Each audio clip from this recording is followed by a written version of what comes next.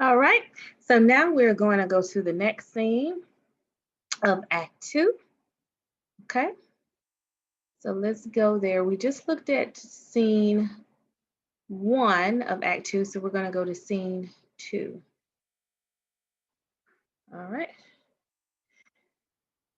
That which made the servants drunk has made me bold. The liquor that quenched their thirst has given me fire.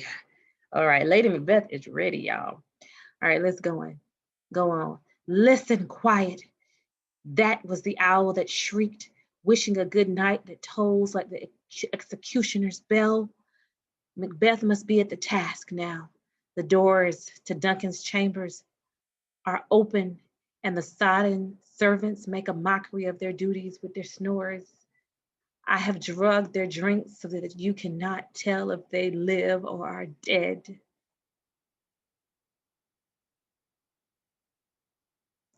Who's there? What is that? Oh no, I'm afraid that they have woken up and prevented it from happening.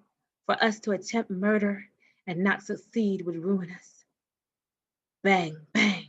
Listen, I left the Chamberlain's daggers where Macbeth would find them. He could not miss them. If Duncan hadn't reminded me of my father when I saw him sleeping, I would have killed him myself. Okay, so we see a number of things. First of all, she's been drinking. Second of all, the she talks about she could not kill Duncan herself because he looked like her father. So she sent Macbeth in there. Okay, so there's a lot going on here. Ooh, we see the two daggers with blood. My husband, I have done the deed. Did you hear a noise? I heard the owl scream and the crickets cry. Did you not speak? Okay, so what do we have? We have what we talked about before, the chain of being, right? The great chain of being.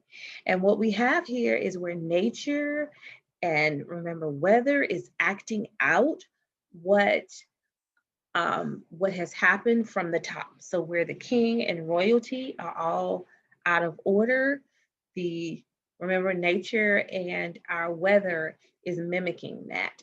All right. Remember that's how it is with the great chain of being, where it's God, then it's and then of course we have our angels and royalty, and it leads down to the very bottom, which is nature.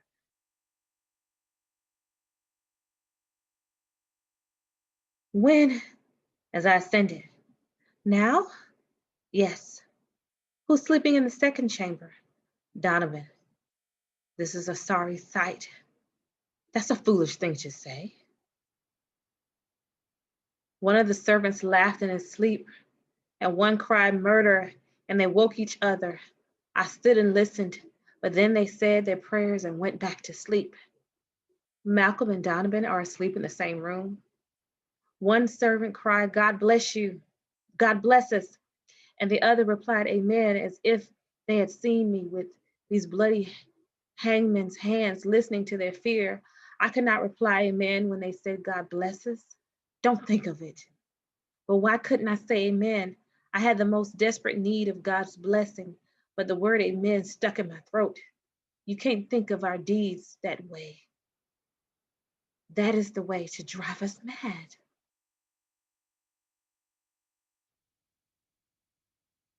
I heard a voice cry, sleep no more.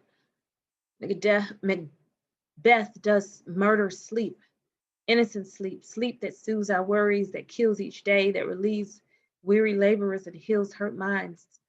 Sleep, the main course in life's great feast, chief nourisher of labor, of nature. What are you talking about? The voice kept crying, sleep no more.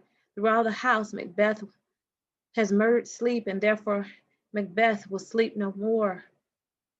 Who was it that cried this? Why, worthy thing, you make yourself become weak when you think this. Go get some water and wash the bloody evidence from your hands. Why did you carry these daggers out of the room?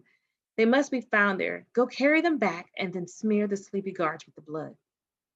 So we see the conflict between Macbeth and Lady Macbeth. We see that Macbeth is feeling absolutely guilty, and he's saying he will never sleep again. He killed sleep. And his wife is in control in this moment. I can't go back. I'm afraid even to think about what I've done. I dare not look at it again. Coward. Give me the daggers. The dead and the sleeping can't hurt you any more than pictures can. Only children fear the picture of the devil. If Duncan bleeds, I'll anoint the guards with it, for they must seem like guilty ones. And she heads back.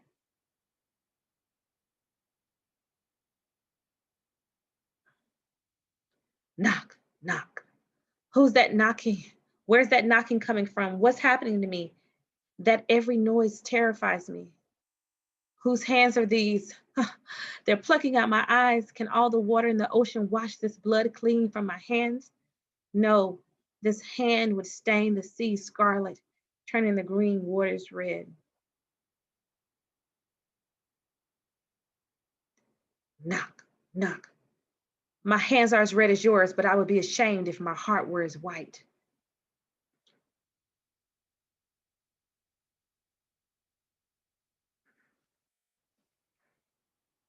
I hear knocking at the south entry, back to our chambers. A little water will wash away our guilt. It is so easy. Your resolve has abandoned you. Listen, more knocking.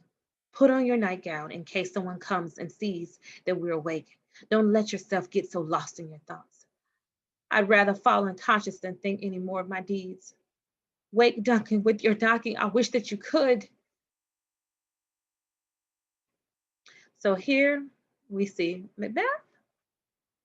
He didn't have it together. He's going a little bit crazy, right? And his guilt has overcome or overtaken him. Okay. And Lady Macbeth is trying to keep things in order.